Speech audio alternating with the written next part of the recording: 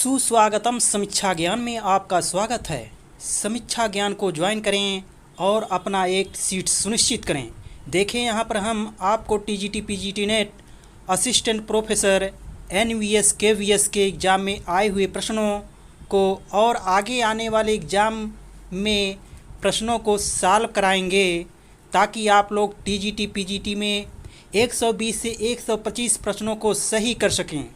यदि आप चैनल पर नए हैं तो सब्सक्राइब करें, ताकि आगे आने वाली जानकारी आपको मिलती रहे। इतना ही नहीं, आपको इतने प्रैक्टिस सेट दिए जाएंगे कि आप उससे 125 में अधिक से अधिक की प्रश्नों को सही कर सकते हैं। तो चलें अब प्रश्नों को सॉल्व करें। निम्नलिखित बोलियों में से कौन सी बोली उत्तर प्रदेश में नहीं बोली जाती? ऑप्शन आपके सामने है।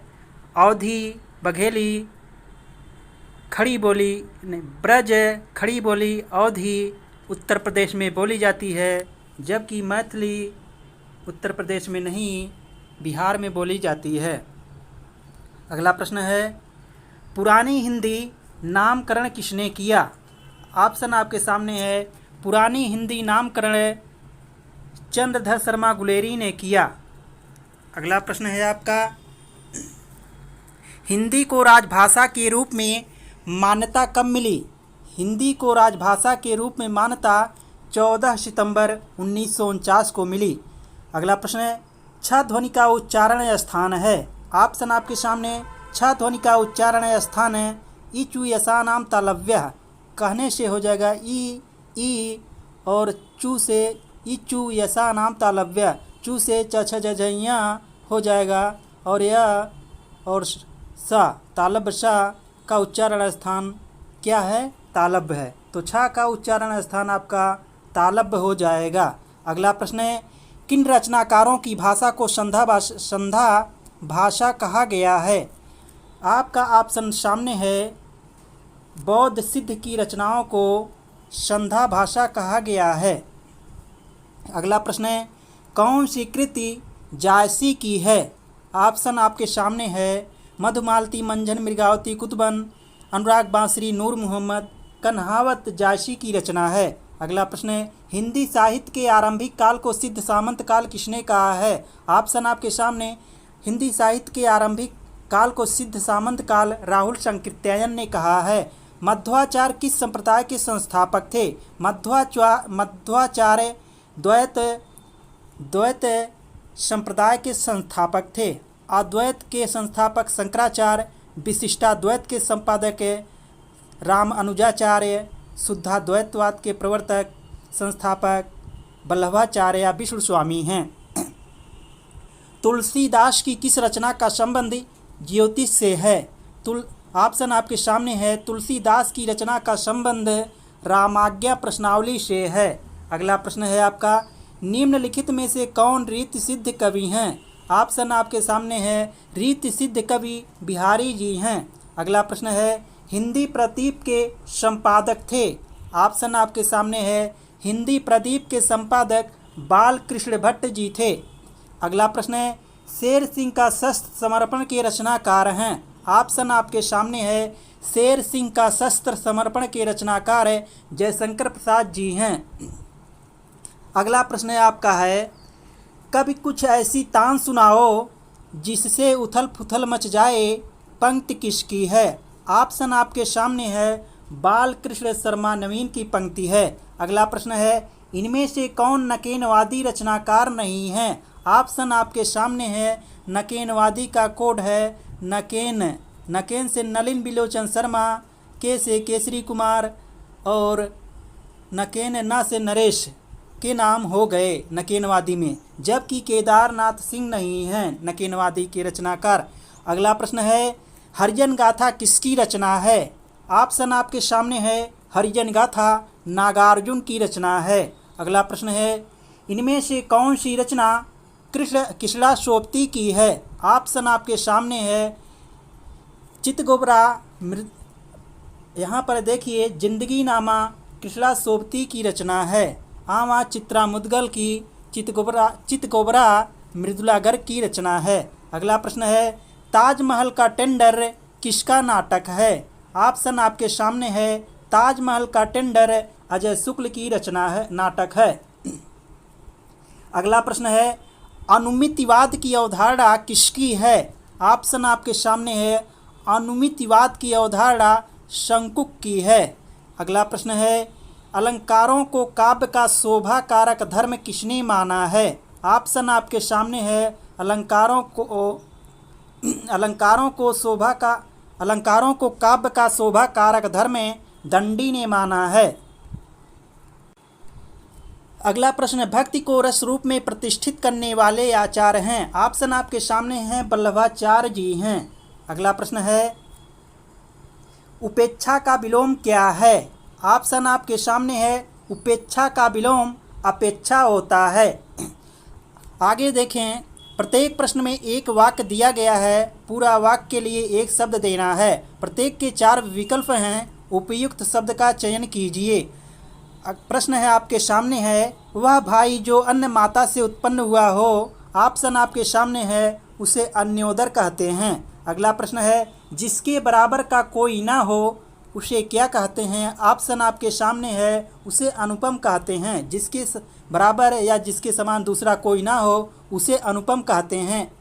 अगला प्रश्न है, गोद में सोने वाली स्त्री क्या कहलाती है? अंकशायनी कहलाती है। अगला प्रश्न है, जो ईश्वर में विश्वास रखता हो उसे क्या कहते हैं? उसे आस्तिक कहते हैं। रीतिकाल को कलाकाल किसने कहा है? ऑप्शन आपके सामने है। रीतिकाल को कलाकाल रमाशंकर शुक्ल रसाल ने कहा है। अगला प्रश्न है, रीतिकाल के पतन का क्या कारण था? ऑप्शन आपके सामने है। रीतिकाल के पतन का कारण रसिक दरबारी जीवन था। अगला प्रश्न देखें, आचार्य शुक्ल ने उक्ति वैचित्र्य और शब्द क्रीड़ा का प्रेमी किस कवि को कहा है? ऑप्शन आपके सामने है। घनानंद जी को आचार्य शुक्ल ने उक्ति वैचित्र्य और शब्द क्रीड़ा का प्रेमी कवि कहा है। अगला प्रश्न देखें, सुजान विनोद के रचनाकार हैं? ऑप्शन आपके सामने है। सुजान विनोद के रचनाकार देव जी हैं। अगला प्रश्न है, रीतिकाल का अंतिम आचार्य कवि कौन है? आपका ऑप्शन सामने है। रीतिकाल का अंतिम आचार्य भिखारी दास जी हैं। अगला प्रश्न है, यद्यपि सुजात सुलक्षणी सुबरन सरस सुवृत्त किसकी पंक्ति है? ऑप्शन आपके सामने है। केशव दास की पंक्ति है। अगला प्रश्न है, प्रेम की पीर का कवि किसे कहा जाता है? ऑप्शन आपके सामने है। प्रेम की पीर का कवि घनानंद जी को कहा जाता है। अगला प्रश्न है, किस कवि को रीतिबद्ध एवं रीति मुक्त दोनों की श्रेणी में रखा जाता है? ऑप्शन आपके सामने है। दूजीदेव को रीतिबद्ध एवं रीति मुक्त दोनों की श्रेणी में रखा जाता है। अगला प्रश्न है, कौन सा कवि भारतेंदु मंडल का नहीं है? तो भारतेंदु मंडल के कवियों का कोड याद रखिएगा, बा भाव प्रठा आरानला। तो इस तरह से प्रताप सिंह इसमें नहीं आएंगे। बा से बालकृष्ण भट्ट, बा से भा से भारतेंदु हरिश्चंद्र, बा से बद्री नारायण चौधरी प्रेमघन, बा भाव हो गया। प्र से प्रताप नारायण मिश्र, ठा से ठाकुर जगमोहन सिंह, बा भा प्रठा आ से अंबिका दत्त व्यास, रा से राधा कृष्णदास, रा से राधा कृष्णदास, रान ना से नवनीत चतुर्वेदी, ला से लाला श्रीनिवास दास। ये भारतेंदु मंडल के कवि हैं, जबकि प्रताप सिंह नहीं हैं। अगला प्रश्न है, मैथिली शरण गुप्त के गुरु कौन थे? ऑप्शन आपके सामने है। मैथिली शरण गुप्त के गुरु महावीर प्रसाद द्विवेदी थे। ऑप्शन अगला प्रश्न है, अति खल की संगति करने से जग में मान नहीं रहता है, पंक्ति किसकी है? आपका ऑप्शन सामने है।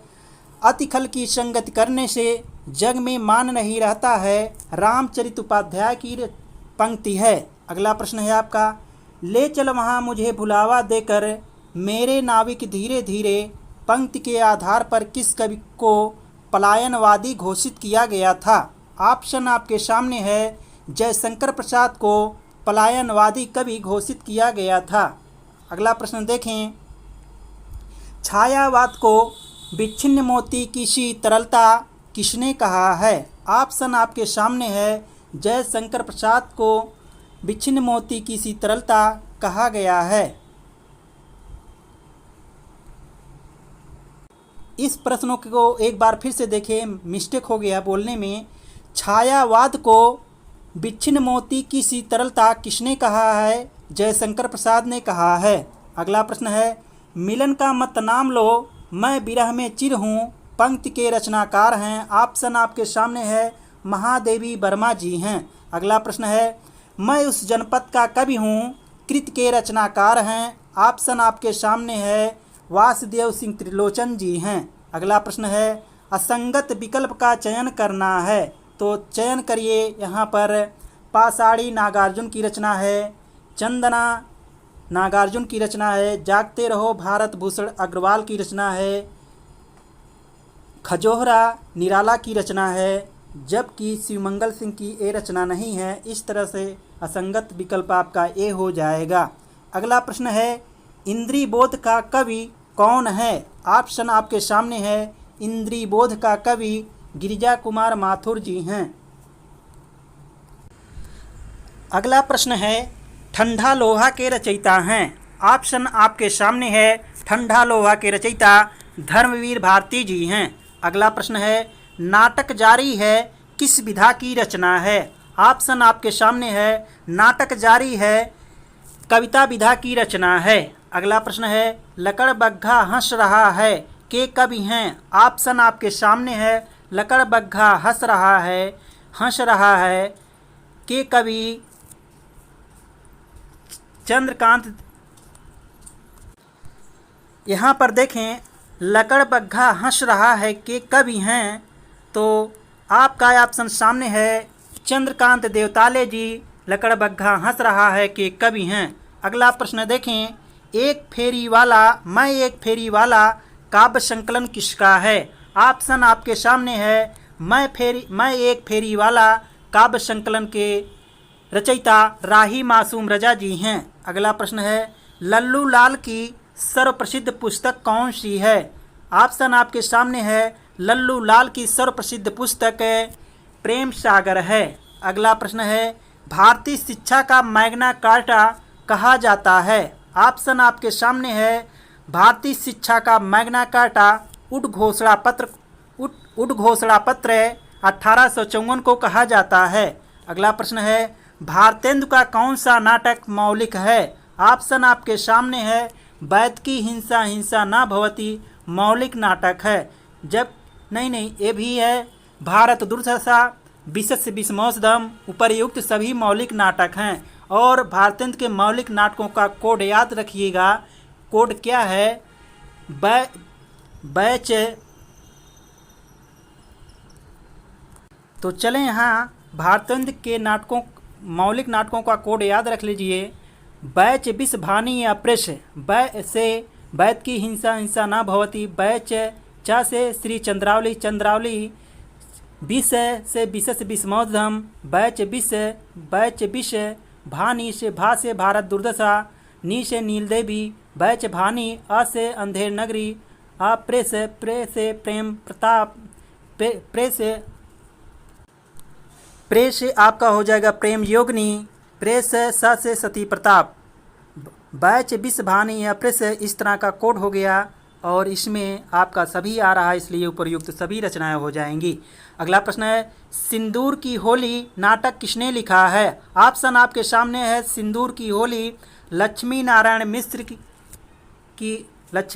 मिश्र का नाटक है। अगला प्रश्न देखें, सर्वेश्वर दयाल सक्सेना के नाटक है। ऑप्शन आपके सामने है, बकरी, कल भात आएगा, गरीबी हटाओ। उपर्युक्त सभी रचनाएं सर्वेश्वर दयाल सक्सेना के नाटक हैं। अगला प्रश्न है, राम कुमार वर्मा का प्रथम एकांकी संग्रह है। ऑप्शन आपके सामने है, राम कुमार वर्मा का प्रथम एकांकी संग्रह पृथ्वीराज की आंखें हैं। अगला प्रश्न है, ताजमहल के आंसू एकांकी किसका है? ऑप्शन आपके सामने है, ताजमहल के आंसू एकांकी लक्ष्मी नारायण लाल की एकांकी है। अगला प्रश्न है, मुक्तिबोध उपन्यास किसने लिखा है? ऑप्शन आपके सामने है, मुक्तिबोध उपन्यास जैनेन्द्र ने लिखा है। अगला प्रश्न है अर्धनारीश्वर उपन्यास के लेखक हैं। ऑप्शन आपके सामने है। अर्धनारीश्वर उपन्यास विष्णु प्रभाकर का है। जब विष्णु ऊ आ जाए तो उपन्यास कर दीजिए, अर्धनारीश्वर उपन्यास हो जाएगा विष्णु प्रभाकर का, और जब निबंध आए तो रामधारी सिंह दिनकर का हो जाएगा। अगला प्रश्न देखें, अब्दुल बिस्मिल्लाह कृत झीनी झीनी बीनी चदरिया में किसका चित्रण है? ऑप्शन आपके सामने है। झीनी झीनी बीनी चदरिया में बुनकरों के जीवन संघर्ष का चित्रण है। अगला प्रश्न है आपका, उसने कहा था कहानी का मुख्य पात्र है। ऑप्शन आपके सामने है। उसने कहा था कहानी का मुख्य पात्र लहना सिंह है। अगला प्रश्न है, हत्या नामक कहानी के लेखक हैं। ऑप्शन आपके सामने है। हत्या नामक कहानी के लेखक जैनेन्द्र हैं। अगला प्रश्न है, सदाचार की ताबीज निबंध के लेखक हैं। ऑप्शन आपके सामने है। सदाचार की ताबीज निबंध के लेखक हरिशंकर प्रसाद जी हैं। महावीर प्रसाद द्विवेदी का निबंध है। ऑप्शन आपके सामने है। कालिदास और उनकी कविता, बी महाकवि माघ का प्रभात वर्णन, सी कवियों की उर्मिला विषयक उदासीनता, डी उपर्युक्त सभी। आपका ऑप्शन डी सही है, उपर्युक्त सभी। अगला प्रश्न देखें, विजेंद्र स्नातक के निबंध हैं। ऑप्शन आपके सामने है। चिंतन के क्षण, विचार के क्षण, विमर्श के क्षण, उपर्युक्त सभी। आपका ऑप्शन डी सही हो जाएगा, उपर्युक्त सभी। अगला प्रश्न देखें, हिंदी कोविद रत्नमाला के लेखक हैं। ऑप्शन आपके सामने है। हिंदी कोविद रत्नमाला के लेखक श्याम सुंदर दास हैं। अगला प्रश्न है आपका हो जाएगा, इंद्रनाथ मदान की पुस्तक है। ऑप्शन आपके सामने है। इंद्रनाथ मदान की पुस्तक ऑप्शन आपके सामने है। प्रेमचंद एक विवेचन, बी कामायनी ए मूल्यांकन और मूल्यांकन, उपर्युक्त दोनों। आपका ऑप्शन सी सही है, उपर्युक्त दोनों इंद्रनाथ मदान की पुस्तक है। अगला प्रश्न है, हिंदी में संस्मरण की जन्मदात्री पत्रिका है। ऑप्शन आपके सामने है। संस्मरण है तो सरस्वती पत्रिका है। संस्मरण की जन्मदात्री पत्रिका सरस्वती है। चीड़ों पर चांदनी के लेखक हैं। ऑप्शन आपके सामने है। चीड़ों पर चांदनी के लेखक निर्मल वर्मा जी हैं। अगला प्रश्न है, एक साहित्यिक की डायरी किसकी रचना है? ऑप्शन आपके सामने है। एक साहित्यिक की डायरी मुक्तिबोध की रचना है। अगला प्रश्न देखें, ओम प्रकाश वाल्मीकि की प्रथम कहानी है। ऑप्शन आपके सामने है। ओम प्रकाश वाल्मीकि की प्रथम कहानी अंधेरे बस्ती है। अगला प्रश्न है, मतवाला साप्ताहिक पत्रिका की प्रकाशन भूमि थी। ऑप्शन आपके सामने है। मतवाला साप्ताहिक पत्रिका की प्रकाशन भूमि कलकत्ता थी। अगला प्रश्न है, धूमिल को किस काव्यकृत पर साहित्य अकादमी पुरस्कार मिला था? ऑप्शन आपके सामने है। धूमिल को कल सुनना मुझे काव्यकृत पर साहित्य अकादमी पुरस्कार मिला था। अगला प्रश्न है आपका, मगही किस उपभाषा की बोली है? ऑप्शन आपके सामने है। मगही बिहारी हिंदी उपभाषा की बोली है। अगला प्रश्न है, हिंदी का एक रूप क्या नहीं है? ऑप्शन आपके सामने है। हिंदी का एक रूप कोंकणी नहीं है, और तीनों ऑप्शन हैं रेखता, हिंदुस्तानी, उर्दू, ये तीनों हैं। विसर्ग का प्रयोग किन शब्दों में होता है? ऑप्शन आपके सामने है। विसर्ग का प्रयोग तत्सम में होता है। लीची किस भाषा का शब्द है? ऑप्शन आपके सामने है। लीची चीनी भाषा का शब्द है। अगला प्रश्न है, निम्न में तद्भव शब्द है। ऑप्शन आपके सामने है। तद्भव शब्द घड़ा है, जबकि वीर करुणा भाग्य तत्सम है। अगला प्रश्न है आपका, अस्य का पर्यायवाची हैं। ऑप्शन आपके सामने है। अस्य का पर्यायवाची तलवार होता है। अगला प्रश्न है आपका, ऐहिक का समानार्थी शब्द है। आपका ऑप्शन सामने है। ऐहिक का समानार्थी इहलोकस्त होता है। अगला प्रश्न है, उपादान का समानार्थी शब्द हैं। ऑप्शन आपके सामने है। उपादान का समानार्थी कारण होता है। अगला प्रश्न है, अस्तोश्चुनाश्चु सूत्र के अनुसार अच्युत संधि का निम्न में से कौन सा उदाहरण सही है? अस्तोश्चुनाश्चु सूत्र के अनुसार अच्युत संधि का निम्न में से कौन सा उदाहरण सही है? ऑप्शन आपके सामने है। रामस धन चिनोती इक्वल रामस चिनोती, यही ऑप्शन आपका सही है, क्योंकि अस्तो का मतलब दंत स और तथा दधना के बाद ये धन के पहले स आए और दंत सा आए और उसके बाद और तथा दधा ना आए और धन के बाद तालब शा आए और चछा जझैया आए तो पहले वाले धन के पहले वाले का अस्तों का अश्चु में परिवर्तन हो जाता है, अर्थात दंत सा का तालब सा में और तथा दधा ना का चछा जझैया में परिवर्तन हो जाता है। जैसे यहाँ पर देखिए रामस है, यहाँ दंत सा का देखिए के बाद च वर्ग आया है चछा जझैया, इसलिए सा का यहाँ पर शाह हो गया है, तालब शाह हो गया है। आपका इसमें अस्तोष चुनासु के अनुसार अच्युत संधि है। अगला प्रश्न देखें, धावक का सही संधि विच्छेद है। ऑप्शन आपके सामने है। धावक का सही संधि विच्छेद धौ प्लस अक होगा, क्योंकि धौ से यदि अ को अलग करेंगे तो हलंत के साथ धा मिलेगा और धा में धा को अ मिला, अ के बाद कोई असमान स्वर आए तो अ का क्या हो जाता है, आ हो जाता है। आ जब हो जाएगा आ को उस आ को मिला देंगे धा में तो धा पूरा धा बन जाएगा बड़ा आ के साथ, और वह जो बच्चा वह आएगा जो वह भी हलंत के साथ है तो उसमें अक वाला आ मिला देंगे तो वह पूरा अब वह बन जाएगा और का तो है ही है। इस तरह से आपका धावक बन गया। अगला प्रश्न देखें, निम्नलिखित में से अशुद्ध बर्तनी वाला शब्द है। आपका ऑप्शन सामने है। आपका उज्ज्वल अशुद्ध बर्तनी वाला शब्द है और तीनों ऑप्शन सही हैं आपके। अगला प्रश्न देखें, निम्नलिखित में से कौन सा वाक्य सही है। ऑप्शन आपके सामने है। श्री राम 14 वर्ष के बाद वन से वापस लौटे, ये ऑप्शन आपका दिया हुआ है। अगला ऑप्शन देखें, श्री राम 14 वर्ष के बाद वनवास से वापस लौटे, ए बी है। सी है श्री राम 14 वर्ष बाद वन से वापस लौटे वापस से, और डी है श्री राम 14 वर्ष के बाद वन से लौटे। यहाँ पर देखिए आपका ऑप्शन डी सही हो रहा है, क्योंकि यहाँ पर देखिए लौटे, जब लौटे तो वापस क्यों लगा रहे हैं, इसलिए आपका ऑप्शन डी सही है, वापस नहीं लगना चाहिए। अगला प्रश्न देखें, झंडा ऊंचा रहे हमारा विजयी विश्व तिरंगा प्यारा के रचयिता हैं। ऑप्शन आपके सामने है। श्यामलाल गुप्ता पार्षद जी झंडा ऊंचा रहे हमारा विजयी विश्व तिरंगा प्यारा के रचयिता हैं। अगला प्रश्न है, इनमें व्यक्तिवाचक संज्ञा कौन सी है। ऑप्शन आपके सामने है। व्यक्तिवाचक संज्ञा गंगा है। अगला प्रश्न देखें, निम्नलिखित में कौन सा शब्द कृदंत है। ऑप्शन आपके सामने है। कृदंत जो क्रिया में लगे, क्रिया के अंत में उसे कृदंत कहते हैं। यहाँ पर देखिए लघु से लघुता बना, धनवान है, पांडित, ये सभी क्रिया नहीं हैं, जबकि आपका मिलावट एक क्रिया है, इसलिए यहाँ पर आपका हो जाएगा मिलावट में कृदंत प्रत्यय है। अगला प्रश्न देखें, हवन में जलाने वाली लकड़ी के लिए शुद्ध शब्द है। ऑप्शन आपके सामने है। हवन में जलाने वाली लकड़ी के लिए शुद्ध शब्द समिधा होता है। अगला प्रश्न देखें,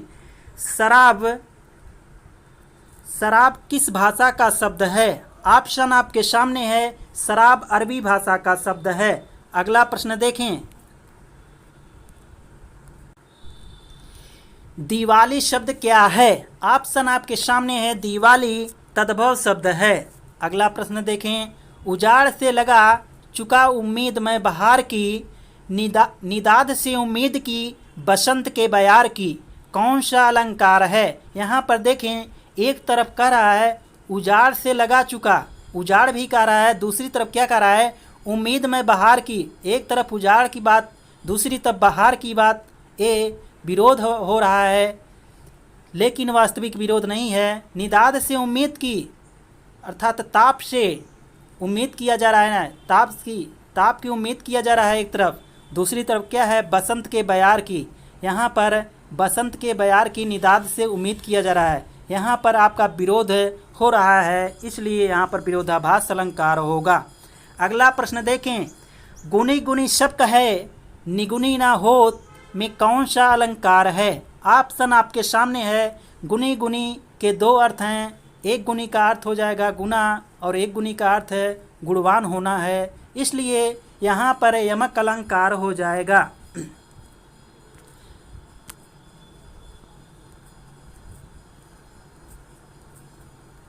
अगला प्रश्न है आपका, हे प्रभु आनंददाता ज्ञान हमको दीजिए, शीघ्र ही सारे दुर्गुणों को दूर हमसे कीजिए, में कौन सा छंद है? ऑप्शन आपके सामने है, इसमें गीतिका छंद है।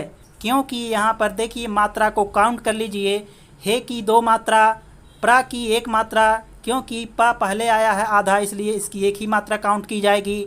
भो की 2 मात्रा, आ की 2 मात्रा, नन की 2 मात्रा, ना पूरा आया है और आधा ना, इसलिए यहाँ पर 2 मात्रा उसकी मिलाकर हो जाएगी। दा की 1 मात्रा, दा की 2 मात्रा, ता की 2 मात्रा, ज्ञा की 2 मात्रा, ना की 1 मात्रा, ह की 1 मात्रा, माँ की 1 मात्रा, को की 2 मात्रा, दी की 2 मात्रा, जी की 1 मात्रा, ए की 1 मात्रा। इस तरह से आपका हो जाएगा। यहाँ पर देखें ए की 2 मात्रा हो जाएगी। इस तरह से आपके सब काउंट हो रहे हैं कितने? 26 मात्राएं। तो 26 मात्रा गीतिका में होती है।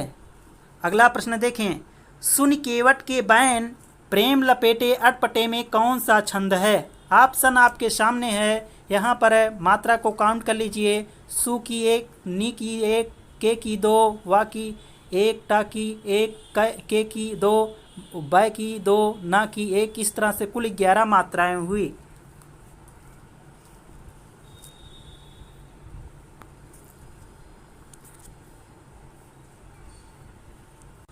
इस प्रश्न में देखें, सुन केवट के बैन प्रेम लपेटे अटपटे में कौन सा छंद है? आपका सोठा हो जाएगा, क्योंकि प्रथम पंक्ति में प्रथम चरण में 11 मात्राएं आ रही हैं।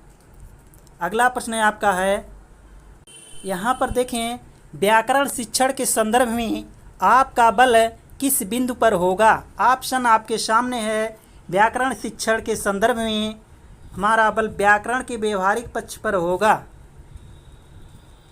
अगला प्रश्न देखें, व्याकरण की समझ को संदर्भ परक प्रश्नों के माध्यम से आंकना क्या है? ऑप्शन आपके सामने है, पूर्णतः उचित है। व्याकरण की समझ को संदर्भ परक प्रश्नों के माध्यम से आंकना पूर्णतः उचित है। अगला प्रश्न है, उच्च प्राथमिक स्तर पर बच्चों की मौखिक अभिव्यक्ति का सतत आकलन करने के लिए सर्वाधिक उचित तरीका है। ऑप्शन आपके सामने है। प्रश्न पूछना, प्रतिक्रिया व्यक्त करना, सी परिचर्चा, डी उपर्युक्त सभी। आपका ऑप्शन डी सही हो जाएगा, उपर्युक्त सभी। अगला प्रश्न देखें, उच्च प्राथमिक स्तर पर हिंदी भाषा की समावेशी कक्षा का स्वरूप निर्धारण करने में सर्वाधिक महत्वपूर्ण है। ऑप्शन आपके सामने है। उच्च प्राथमिक स्तर पर हिंदी भाषा की समावेशी कक्षा का स्वरूप निर्धारित करने में सर्वाधिक महत्वपूर्ण शिक्षण प्रक्रिया है। अगला प्रश्न है, प्रजाहितैषी 1855 ईस्वी में प्रकाशित पत्रिका के संपादक कौन हैं? ऑप्शन आपके सामने है। राजा लक्ष्मण सिंह हैं।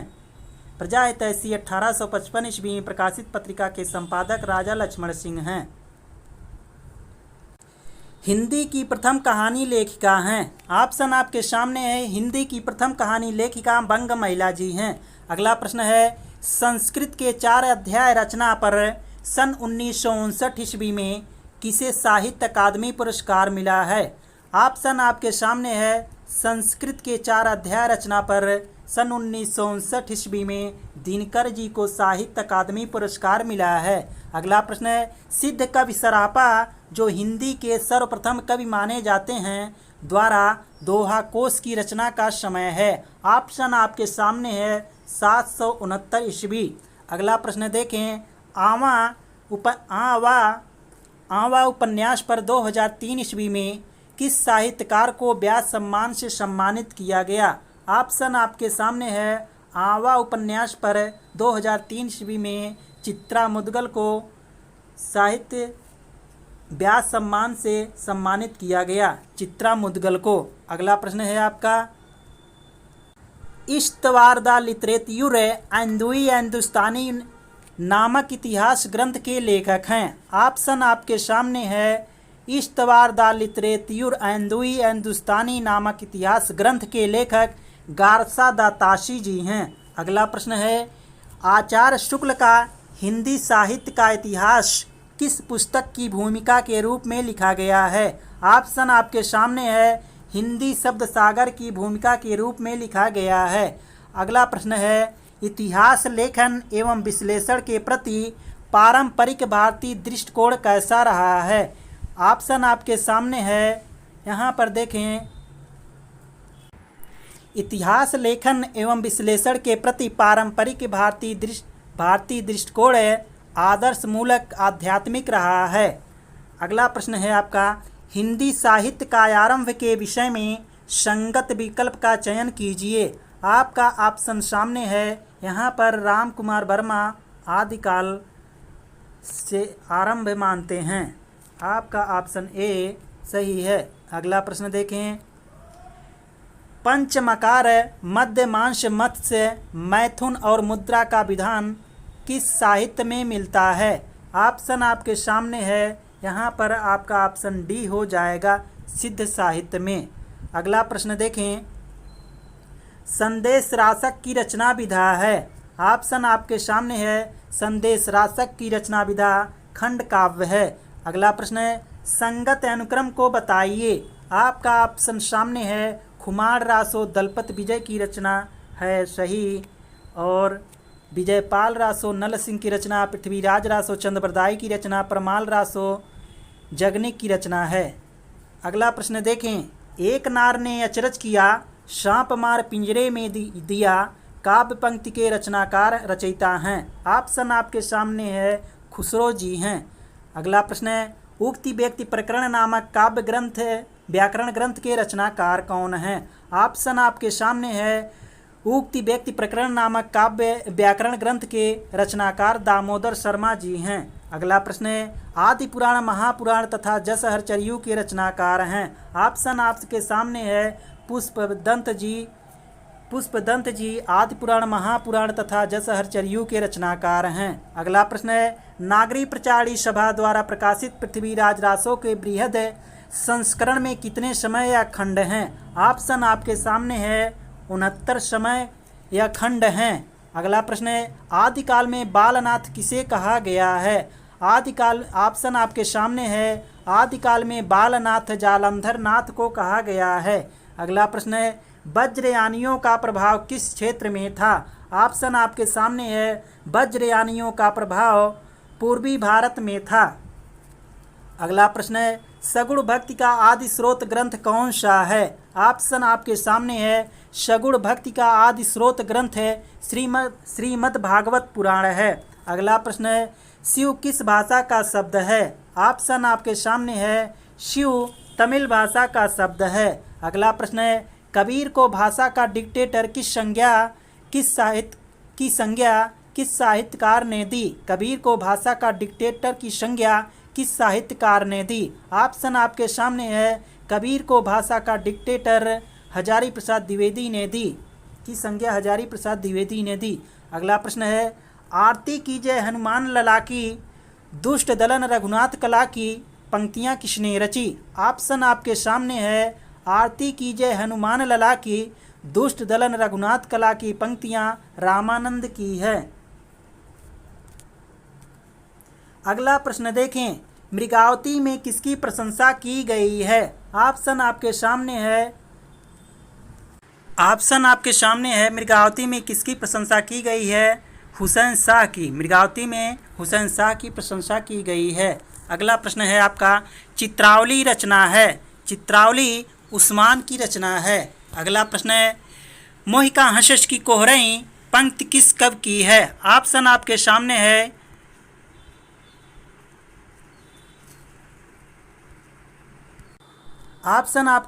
यहाँ पर मोहिका हंसस की कोहरई पंक्ति जायसी जी की है। अगला प्रश्न देखें, मलूक दास का जन्म स्थान कहाँ है? ऑप्शन आपके सामने है, मलूक दास का जन्म स्थान कड़ा है, इलाहाबाद के पास कड़ा में है। अगला प्रश्न है, दोहा चौपाई शैली में रचित कृष्ण चरित संबंधी प्रबंध रचना है। आपका ऑप्शन सामने है, यहाँ पर ब्रजविलास हो जाएगा।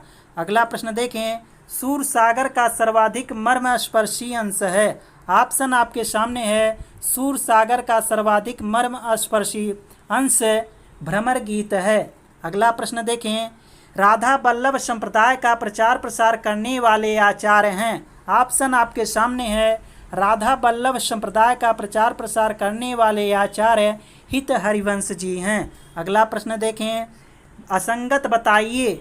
ऑप्शन आपके सामने है, यहाँ पर मिलान कर दीजिए। भक्तमाल नाभादास की रचना सही, आशा दीवार नानक की रचना सही, रास पंचाध्यायी नंददास की रचना, रास बोध ये कबीर की रचना नहीं है। आपका बी असंगत है। अब यहाँ पर आज का आपका मैटर समाप्त हुआ। अब हम लोग अगले दिन नए प्रैक्टिस सेट के साथ मिलेंगे। जय हिंद।